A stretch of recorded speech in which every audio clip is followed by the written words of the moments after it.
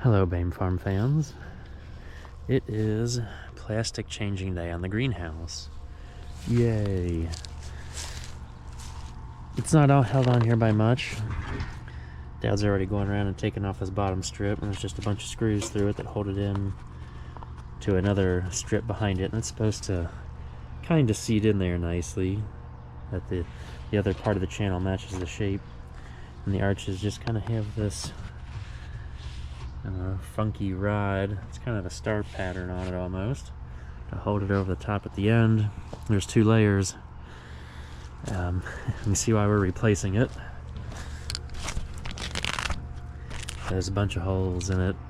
They just happen, fluttering in the wind. Maybe a stick or something like off those trees blows over here and bam, makes a hole. But the plastic is only rated to last about 4, maybe 5 years. We've solidly gone that long. So yeah, let's watch this process. The greenhouse is 20 by 70. I'm glad we don't have to do this too often, maybe every 5 years. We try to wait to get into the greenhouse until March if possible, because by then it's less cold and we're not paying to heat such a large space. There's a small greenhouse attached to the back of the house that's full of like plug trays and small plants that are ready to be potted up now. But once they start taking up more space, and it costs more to heat, so we hope to do it once it's slightly less cold outside. Oh, there goes the plastic. The fun part, pulling it off.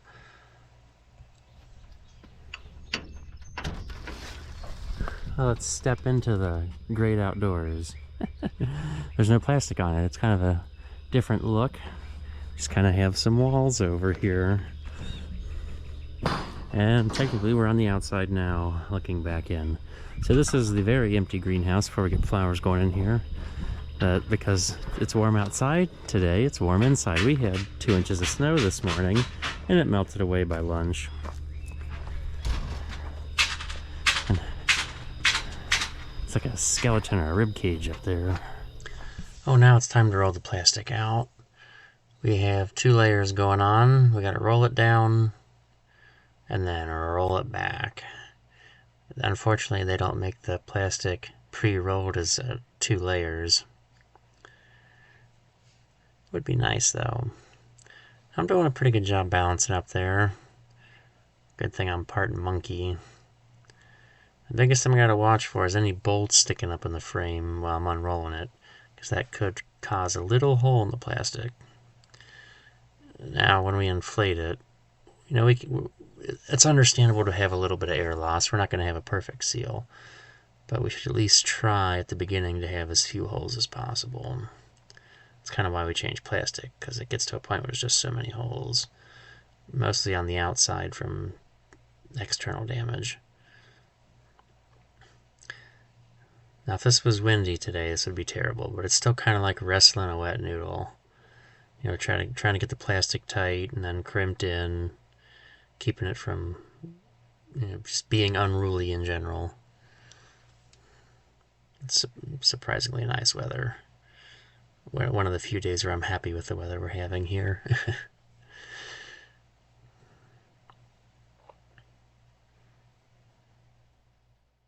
See, it takes a lot longer when we're putting the plastic, or taking the plastic down. We've got to be more careful. I don't know the thickness of this plastic, and I imagine it's fairly generic. It's definitely not biodegradable. It will last a long time, and it's not going anywhere. And since it is in the sun, it is not photosensitive. And there's a special term that I can't remember. It's probably photostable. Yeah. Greenhouse. Vegetables, indoor growing is very plastic dependent. You don't think about it, but all those hoop houses where folks are growing, things year round, even in the spring, summer. I mean, it used to be glass. Glass is recyclable. This plastic could be recyclable maybe. But, those glass houses are much more expensive, so there's just not many glass houses built anymore. I mean, maybe for something like a conservatory, a big fancy institution with a lot of outside funding. But I wouldn't say so much for commercial use anymore. Ah, we have the plastic back on. It's held on these kind of clips, like strips that latch into a special channel, and then the ends have like this kind of star-shaped rod that's held in place by these giant screws and a little tab of aluminum here to press it in. Now we obviously have spots like down here at the corner where we definitely do have some air loss. That'd be fantastic if that got filled up, I imagine. I gotta get between the layers. Not between the layers there and between the layers. There, as we could tell before, there's a little bit of air loss there. Actually, what I was doing before is right here, actually goes all the way into the greenhouse through that spot. Minor detail. As long as we keep the air loss to a minimum. So there's 2 layers of plastic, and they're inflated to create an insulation barrier. Oh yes, the dogs are digging outside in that raised bed. How lovely. So, and you feel the pressure against it. Now those 2 layers are pressurized by this little fan right here. So always send in air, and you can control how much air it's pushing in. A little plastic hose stuck there to the side.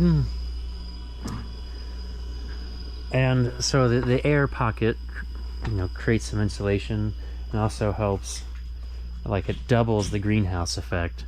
So the sun's rays, they come in and then they can't get back out. Well, if you have 2 layers, I guess that makes it even stronger. So we're ready to fill it up. You can't smell it right now, but Mom has hosed this down with vinegar because we're fighting mealy bugs that we brought back from an Amish greenhouse a few years ago. So there's a whole treatment regimen in the spring of hosing this thing down with vinegar. Then they put we're going to put diatomaceous earth down. Anything we can do to control the bugs. Like, we didn't have troubles before Mom brought home 1 plant, and then all of a sudden we have mealy bugs, and they're hard to fight with any other chemicals post. Like, once you see them, it's too late. So we try to keep ahead of them in the spring. So that's the fun in the greenhouse. That's replacing the plastic. If anybody has questions, leave them in the comments. I'll try to answer them as best I can, and we'll catch you guys later with more fun farming adventures.